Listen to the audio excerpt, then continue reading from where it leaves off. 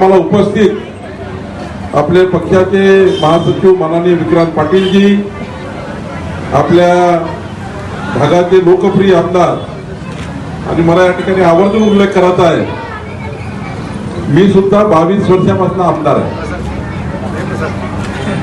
आणि पहिल्यांदा जेव्हा मी आमदार झालो 2004 मध्ये, तर 5 वर्ष मला विधानसभा, आपले लोक,